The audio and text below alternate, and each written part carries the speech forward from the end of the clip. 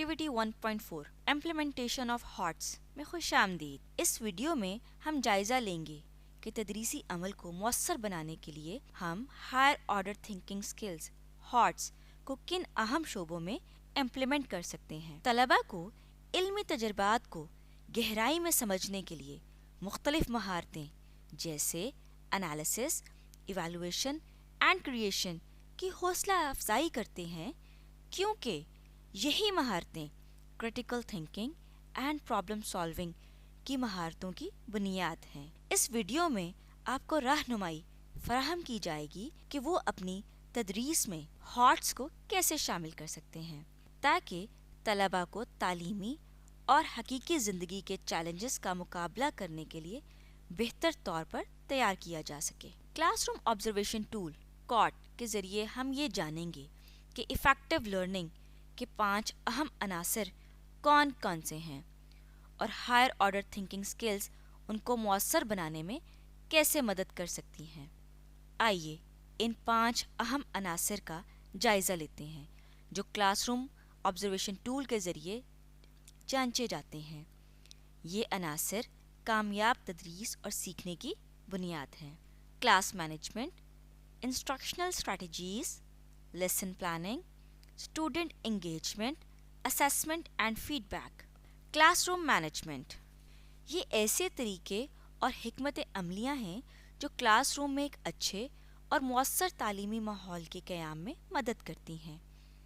اس میں طلباء کے رویوں کے لیے واضح اصول قائم کرنا، بد نظمی سے نمٹنا، وقت کا صحیح استعمال کرنا اور وسائل کو منظم کرنا شامل ہے تاکہ سیکھنے کا ماحول سازگار ہو سکے۔ ہارٹس کو فروغ دینے کے لیے ضروری ہے کہ کلاس روم کا ماحول ایسا ہو جہاں بچے تحقیق کریں، ان کے سوالات کی حوصلہ افزائی ہو اور وہ تنقیدی بحث میں حصہ لیں۔ حکمت عملیاں انفرادی اور گروہی کام کے لیے واضح اصول بنائیں۔ طلباء کو گروپ میں کام کرنے اور ایک دوسرے کے خیالات پر بحث کرنے کی ترغیب دیں تاکہ وہ مواد کو بہتر طریقے سے سمجھ سکیں۔ ایسی سرگرمیاں کروائیں جو مسئلہ حل کرنے پر مبنی ہوں اور بچوں کو آزادانہ طور پر سوچنے اور اپنی مہارتیں استعمال کرنے کا موقع دیں۔ انسٹرکشنل اسٹریٹجیز ایسی تدریسی حکمت عملیاں اور تدریسی طریقے ہیں جو اساتذہ بچوں کو ان کے لرننگ گولز کے حصول میں مدد دینے کے لیے استعمال کرتے ہیں۔ انسٹرکشن دیتے ہوئے طلباء کو روٹ لرننگ کی بجائے ایسی ہدایات دی جائے جو انہیں انالیسس، سنتھسس اینڈ ایویلویشن کی طرف لے جائیں۔ حکمت عملیاں سوکریٹک کوسچننگ بچوں سے ایسے سوالات کریں جو انہیں سوچنے پر مجبور کریں، مثلاً آپ کے خیال میں یہ کیوں ہوا یا آپ اس کا کیا حل نکال سکتے ہیں۔ انکوائری بیسڈ لرننگ بچوں کو ایسا سوال یا مسئلہ دیں جس پر وہ تحقیق کریں، اس کا تجزیہ کریں اور اپنا جواب تیار کریں۔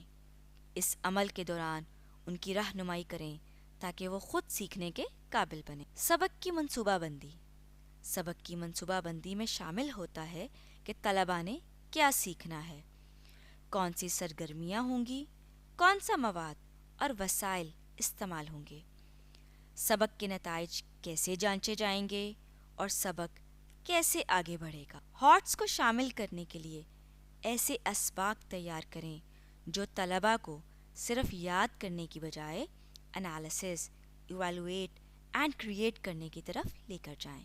حکمت عملیاں بلومز ٹیکسانومی ایسی سرگرمیاں تیار کریں جو طلباء کو صرف یاد کرنے اور سمجھنے سے آگے لے جائیں اور انہیں انالیسس، ایویلویٹ اینڈ کریٹ کی مہارتوں کی مشق دیں۔ مثال کے طور پر انگریزی کے مضمون میں ہم طلباء کو ان مہارتوں کی مشق دینے کے لیے character diary, story map comparisons, debate the ending, rewrite the story and design a comic strip جیسی سرگرمیاں ترتیب دے سکتے ہیں۔ ڈفرینسیشن طلباء کو مختلف سطحوں پر مواد کو سمجھنے کا موقع دینے کے لیے انہیں ایسے پین اینڈڈ ٹاسک دیں جو ان میں हाई ऑर्डर थिंकिंग को फ़रोग़ दें। तलबा की शमूलियत ये इस बात को ज़ाहिर करता है कि तलबा सीखने के अमल में कितनी दिलचस्पी और जोश से काम लेते हैं। जब सीखने के अमल में तलबा की इंगेजमेंट हाई लेवल पर होती है तो तदरीसी नताइज भी बेहतरीन होते हैं। असातिज़ा क्लासरूम में ताउन पर मबनी माहौल कायम करते हुए इंटरैक्टिव सरगर्मियों और दिलचस्प और मुतल्लिका मवाद की मदद से इनकी शमूलियत में इजाफा कर सकते हैं। तलबा में हाई ऑर्डर थिंकिंग स्किल्स को परवान चढ़ाने के लिए ऐसा मवाद दें जिसमें वो एक्टिवली इंगेज हों और इनमें क्रिटिकल एंड क्रिएटिव थिंकिंग की हौसला अफजाई भी हो। प्रॉब्लम बेस्ड लर्निंग तलबा को हकीकी दुनिया से मुताल्लिक ऐसे मसाइल दें जिनका हल निकालने के लिए वो अपनी मालूमात को मुंतकी रब्त दे सकें, जैसे माहौलियाती तब्दीली से मुताल्लिक कम्युनिटी के मसाइल हल करना या अपने इलाके में जानवरों को बचाने के लिए मुहिम चलाना। प्रॉब्लम बेस्ड लर्निंग तलबा को पेचीदा मौज़ूआत पर बातचीत करने की तरगीब दें ताकि वो मुख्तलिफ नज़रियात को समझ सकें और शवाहिद की मदद से अपने दलाइल तैयार कर सकें।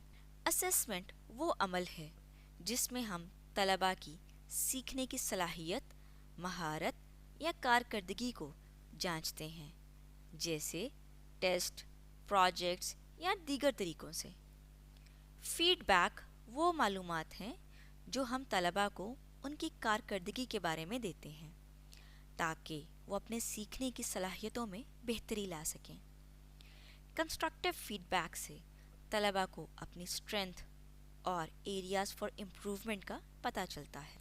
याद रखिए, हॉट्स की असेसमेंट का मकसद तलबा की एनालिसिस, इवालुएट और नई चीज़ें क्रिएट करने की सलाहियत को जांचना होता है। हिकमत अमलियाँ ऐसी रूब्रिक इस्तेमाल करें जो क्रिटिकल थिंकिंग और प्रॉब्लम सॉल्विंग स्किल्स की महारतों का जायज़ा ले सके।